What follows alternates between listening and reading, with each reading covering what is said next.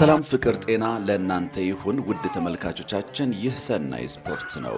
ለሰዓቱ የተዘጋጁ አጫጭር መረጃዎች ይዘን ቀርበናል። በቅድሚያ ዋና ዋናዎቹ። ለተመዘገበው ደካማ ውጤት ይቅርታ ተጠየቀ። ኢትዮጵያ መድን ከምላንዴግ ይጫወታል። በስድስተኛው ሳምንት የእንግሊዝ ፕሪምየር ሊግ ዛሬ 7 ጨዋታዎች ይደረጋሉ። 241ኛው የማድሪድ ደርቢ ዛሬ ይደረጋል።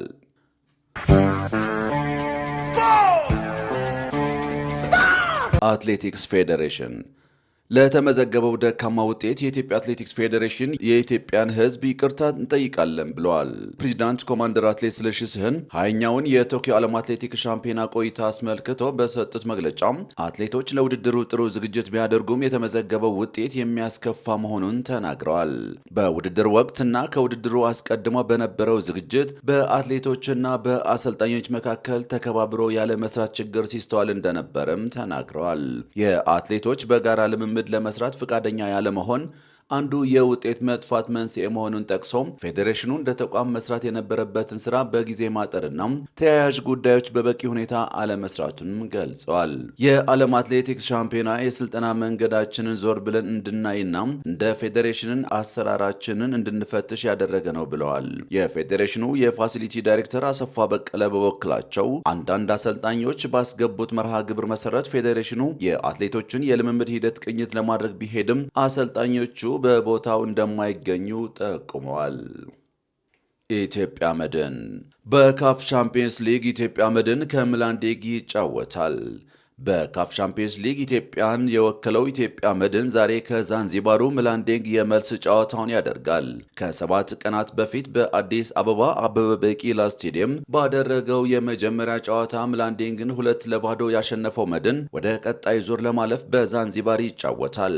የኢትዮጵያ ፕሪምየር ሊግ ሻምፒዮኑ መድን ሁለተኛውን ዙር ለመቀላቀል አቻ መውጣት የሚበቃው ሲሆን በአንድ ግብ ልዩነት መሸነፍም ያሳልፈዋል። እንግሊዝ ፕሪምየር ሊግ ብሬንትፎርድ ከማንቸስተር ዩናይትድ። በስድስተኛው ሳምንት የእንግሊዝ ፕሪምየር ሊግ ዛሬ 7 ጨዋታዎች ይደረጋሉ። ቀን 8 ሰዓት ከ30 ላይ ማንቸስተር ዩናይትድ ከሜዳው ውጪ ከብሬንትፎርድ የሚያደርገው ጨዋታ ይጠበቃል። ባለፈው ሳምንት ቼልሲን 2-1 ያሸነፉት አሰልጣኝ ሩበን አሞሪም ተከታታይ ድላቸውን ለማስመዝገብ በሚያደርጉት ጨዋታ ከብሬንትፎርድ ከባድ ፈተና ይጠብቃቸዋል። በጨዋታው ጉዳት ላይ የነበረው ዲያጎ ዳሎት ሲመለስ፣ ኖስሩ ማዝራዊና ሊሳንድሮ ማርቲኔዝ በጉዳት ካስሜሮ ደግሞ በቅጣት የማይሰለፉ ተጫዋቾች ናቸው። አማድ ዲያሎም በቤተሰብ ችግር ምክንያት ለቡድኑ ግልጋሎት የማይሰጥ ተጫዋች ሆኗል። በብሬንትፎርድ በኩል ሚካኤል ዳምስጋርድ ከጉዳቱ የተመለሰ ሲሆን ከአርሴናል በውሰት ወደ ብሬንትፎርድ ያመራው ሪስ ኔልሰን በቋሚነት ሊሰለፍ ይችላል ተብሏል። 5ቱንም ጨዋታዎች በማሸነፍ ሊጉን በ15 ነጥብ እየመራ የሚገኘው ሊቨርፑል 11 ሰዓት ላይ ከሜዳው ውጪ ከክሪስታል ፓላስ ይጫወታል። አሰልጣኝ አሮን ስሎት በዛሬው ጨዋታ አሌክሳንደር ኢሳቅን በቋሚ አስተላለፍ ውስጥ እንደሚያካትቱት ይጠበቃል። ሊቨርፑል ከፓላስ በተገናኘበት ያለፉት 16 የፕሪሚየር ሊግ ጨዋታዎች የተሸነፈው በአንዱ ብቻ ሲሆን 12ን አሸንፏል። ያለፉትን 2 ተከታታይ ጨዋታዎች ማሸነፍ ያልቻለው ቼልሲ ከብራይተን፣ ማንቸስተር ሲቲ ከበርንሌይ እና ሊድስ ከበርንማውዝ በተመሳሳይ 11 ሰዓት ላይ ጨዋታቸውን ያደርጋሉ። ቶተንሃም ሆትስፐርስ ምሽት 4 ሰዓት ላይ ከወልቭስ የሚጫወት ይሆናል። በመጨረሻም የማድሪድ ደርቢ 241ኛው የማድሪድ ደርቢ ዛሬ ይደረጋል። በስፔን ላሊጋ 7ኛ ሳምንት በማድሪድ ደርቢ አትሌቲኮ ማድሪድ ከሪያል ማድሪድ በዋንዳ ሜትሮፖሊታኖ የሚያደርጉት ጨዋታ ይጠበቃል። ያደረጋቸውን 6 ጨዋታዎች በማሸነፍ ሊጉን በ18 ነጥብ እየመራ የሚገኘው ሪያል ማድሪድ ከሜዳው ውጪ በሚያደርገው ጨዋታ በውድድር ዓመቱ የመጀመሪያው ትልቁ ፈተና ይሆናል። በአንጻሩ አጀማመሩን ያላሳመረው አትሌቲኮ ከደርቢው ጨዋታ ወሳኝ 3 ነጥብ ለማግኘት 11 ሰዓት ከሩብ ላይ ይጫወታል።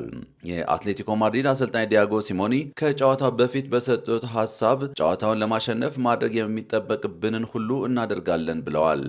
ወጣቱ የማድሪድ አለቃ ዣቪ አሎንሶ በበኩሉ ለደርቢው ጨዋታ የበዛ በራስ መተማመን አስፈላጊ አይደለም ብለዋል። በሁሉም ውድድሮች እስካሁን 240 ጊዜ የተገናኙት ሁለቱ ቡድኖች ሪያል ማድሪድ 117 ጨዋታዎችን በማሸነፍ ቀዳሚው ክለብ ነው። አትሌቲኮ ማድሪድ 60 ጨዋታዎችን ሲያሸንፍ በቀሪ 63 ጨዋታዎች አቻ ተለያይቷል። በሪያል ማድሪድ በኩል አንቶኒ ሩዲገር፣ አሌክሳንደር አርኖልድ እና ፈርላንድ ሜንዲ በጉዳት የማይሰለፉ ተጫዋቾች ሲሆኑ በአትሌቲኮ በኩል ቲያጎ አልማዳ ሜኔዝ የማይሰለፉ ይሆናል።